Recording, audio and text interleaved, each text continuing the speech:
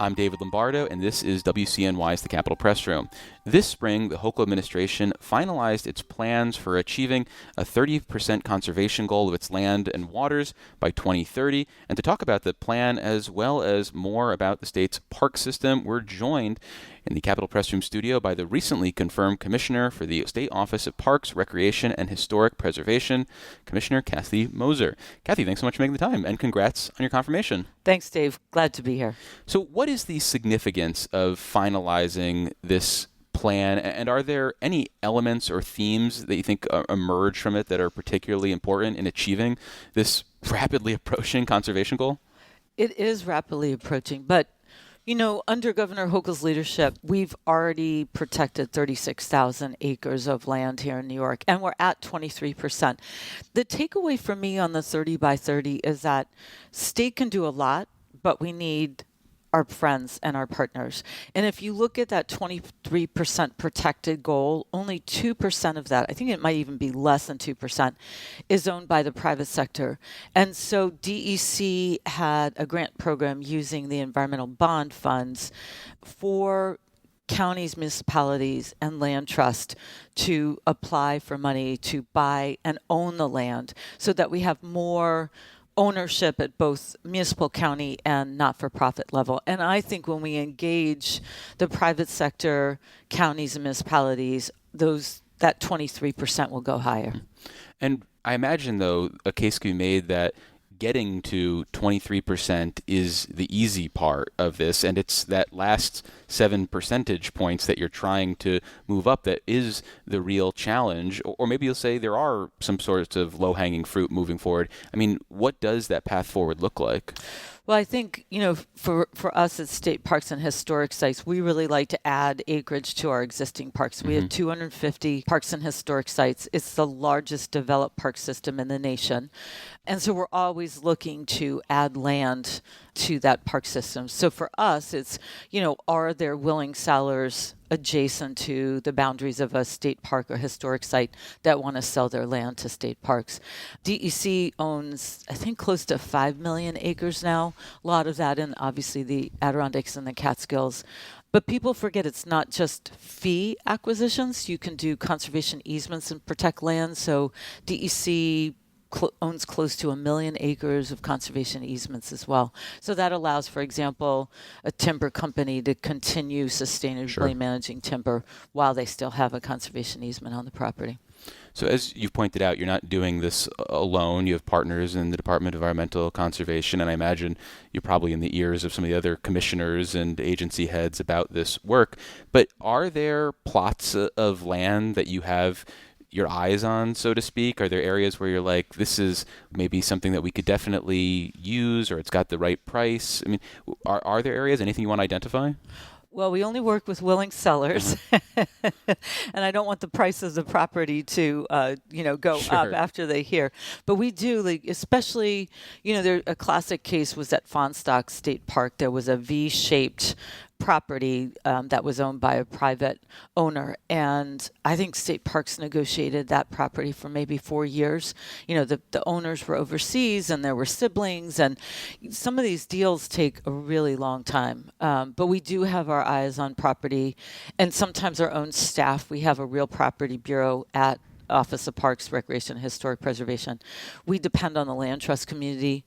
There's over 90 land trusts in the state of New York. And so depending on where we are in the state, whether the Hudson Valley, Western New York, different Long Island, we just know the land trust community, and we can say, hey, we just added 180 acres at Comset State Park on Long Island. And that was a case where believe it was a monastery that was selling the land.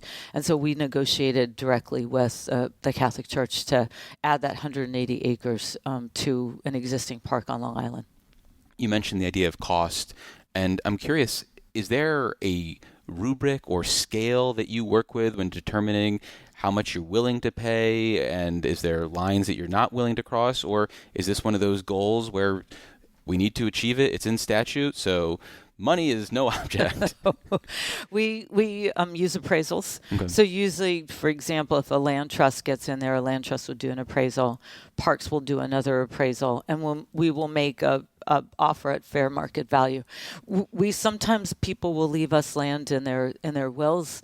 Sometimes people want to add their land to the park system or are willing to donate land to us. But for the most part, we'll do an appraisal and offer fair market value for the property. Well, lastly, on this front, do you have money just sitting around that you have access to? Or if you're looking to make purchases of land, does it need to get lined out in state budgets, for example? Well, there's two right now. There's probably more than two, but the two main places where we would get funding for open space would be the Environmental Protection Fund. Mm-hmm. So every year there's a line item in there, and that money we usually split between parks and DEC. So it depends. Like if DEC has a huge acquisition, that they need more of the money that year, then they'll get a bigger cut of that line item. Also, the Environmental Bond Act did have. And I'm not going to remember the exact. I think it's 850 million for open space acquisition and outdoor recreation. So there's also money in the Bond Act, and that's the source of the funding for the land acquisition grant program that DEC announced. Well, I want to talk a little bit more about the budget more broadly, but first let me reintroduce you. For listeners just joining us, I'm David Lombardo, and this is WCNY's The Capitol Press Room, and we're speaking with Kathy Moser, Commissioner for the State Office of Parks, Recreation, and Historic Preservation.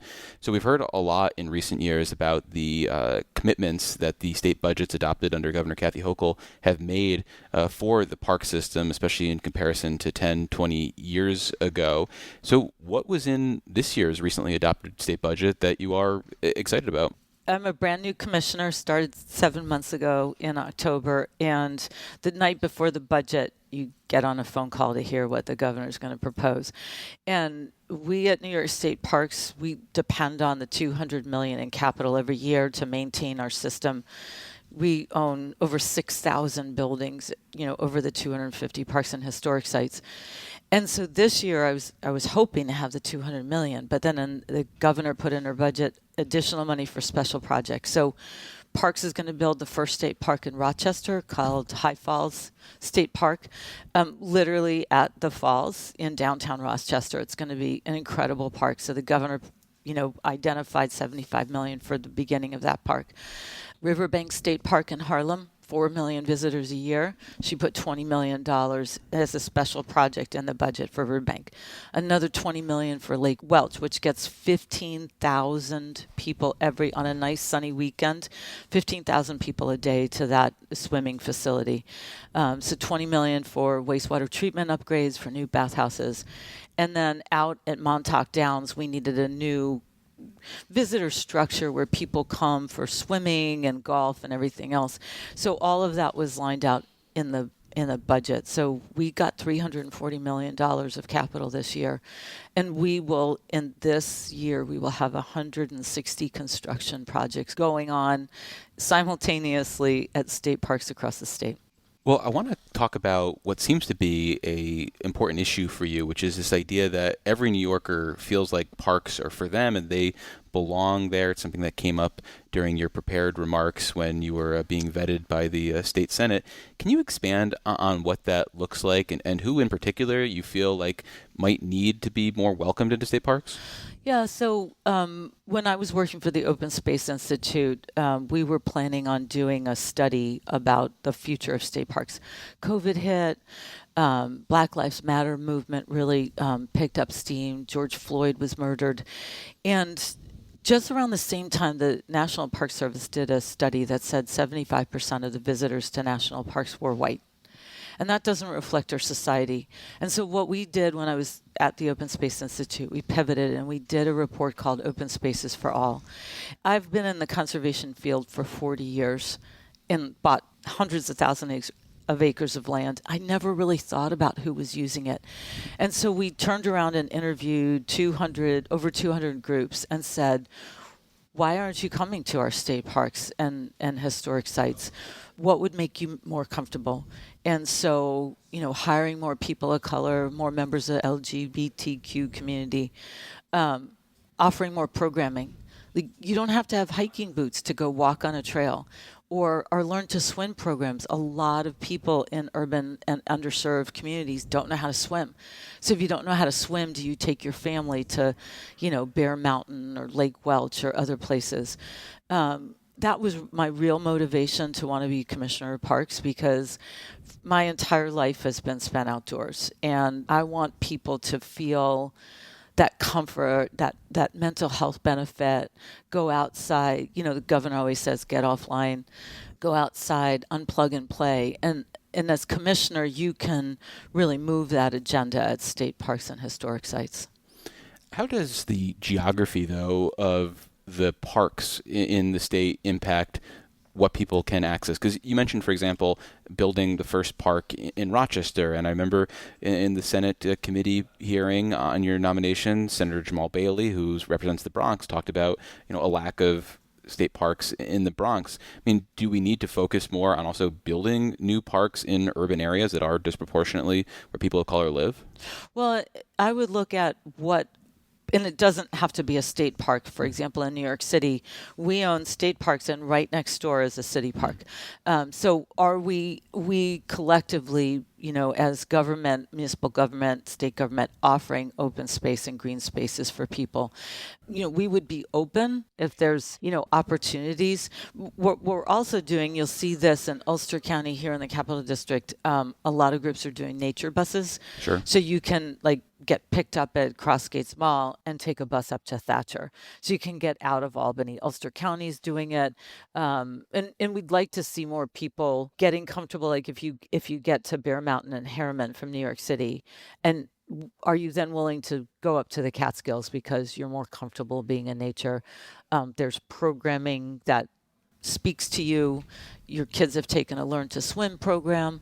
So we have a program called Ladders to the Outdoors, and we think about the first step is getting to a green space, and maybe the second step is learning to kayak, and the third step is climbing a mountain.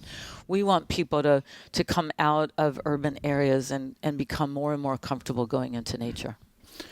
This summer, New York and the entire country is celebrating the 250th birthday of America, and I know you're hitting the road to promote this, a la Eric Kulisade and his travels all over the state when he was a commissioner. What do you have planned for this, and are you excited or dreading the idea of being the cheerleader in chief for some of this stuff? I love my job, and every single time I go to a park or historic site, I'm just amazed at the resources that I didn't know existed. Just on Saturday, I drove to Old Fort Niagara in Youngstown, New York. I didn't even know Youngstown existed. And there's a 300-year-old fort. They call it the French Castle because it was first owned by the French, and then the Brits took it over, then the Americans, and of course the indigenous, Haudenosaunee, were there before. It's a spectacular location, and we had reenactors and indigenous nations there too, and it was just a great reflection of our country's history. And so I love getting out there. So the 250th, we're starting the celebration in 2026, but the Revolutionary War didn't end until 1783. So, for example, next year in 2027 will be the 250th anniversary of the creation of the New York State Constitution, the New York State Senate. And so we're doing a lot of celebrating this year, but what people forget is 1776 is when we signed the Declaration of Independence. The war for the American Revolutionary War went on until 1783. So we'll have lots of different celebrations throughout the year. But this year, if you go on our website, parks.ny.gov, we have a special tab for what we call Revisit the Revolution. We've already invested $85 million into some of our state historic sites. So just 10 days ago, Senator Hinchy and I opened up the renovated State Senate House historic site in Kingston, which is phenomenal. And there's a great museum there as well. But But we have in our system 45 parks and historic sites that have direct correlation with the Revolutionary War. And on that tab on our website, there's over 115 events already planned. And you don't have to have a historic site for state parks to be commemorating the Revolution. So we've got a ton going on Long Island. Letchworth State Park has an event this Thursday. So if you go on our website, you can find over 115 events that are commemorating, just this year, that are commemorating the Revolutionary War. Is there still time to have maybe like a journalist invitational at Bethpage Black as part of the 250th celebration? I'm just spitballing ideas here. I mean, that one's free. Well, we would definitely, I think maybe a bunch of journalists dressed up, as, Revolutionary War enactors with old clubs. That we might be able to get some press for that one. My clubs are old. I don't know if they're going to be old enough for that. Well, lastly, it's my understanding that you speak fluent Spanish. Bueno. Era voluntario de Cuerpo de Paz en Honduras. So I was very fluent. I was a Peace Corps volunteer in Honduras over 40 years ago. I understand everything. And we have been, I speak probably like off the cuff better than I do from a script. But has that come into play at all since you've been on the job, or as you work with some of the 90 partnership organizations at the parks around the state? It's come up with some of our staff. Okay. Because I was down at Robert Moses State Park, and we hire over 5,000 seasonals every year. And there are vans of workers that come out of New York City. And I was in the car with the park manager, and he's like, "Do you happen to speak Spanish?" I was like, "I do." And so we just started chatting with these, we have 3 vans of, they're originally from Ecuador. They come out and they maintain our parks. And so I really love talking to staff. People do ask me what my favorite park is. Of course, as commissioner, I can't have one, but I remember the parks because of the people. And so now I'll always think of, our crew, our maintenance crew, and Robert Moses. I was able to talk to them about how long they'd worked there, and so it does come in handy. We've done some filming in Spanish. I would love to do more, and make sure that, different communities across the state know that they're welcome at state parks as well. And a lot of our interpretation is done in both English and Spanish. So if you go to Phillips Manor, for example, in Yonkers, you'll see some of our interpretation there in both languages. It might make sense to get some more bilingual staff, though, on Long Island, just in case the commissioner for the office isn't there to handle some of that in the future. I think we do have some bilingual. I'm not the only one. They're not putting all their eggs in the commissioner basket. No. Okay. Well, we've been speaking with Kathy Moser. She's the commissioner for the State Office of Parks, Recreation, and Historic Preservation. Commissioner, thank you so much for making the time. Oh, thank you, Dave. It's been fun.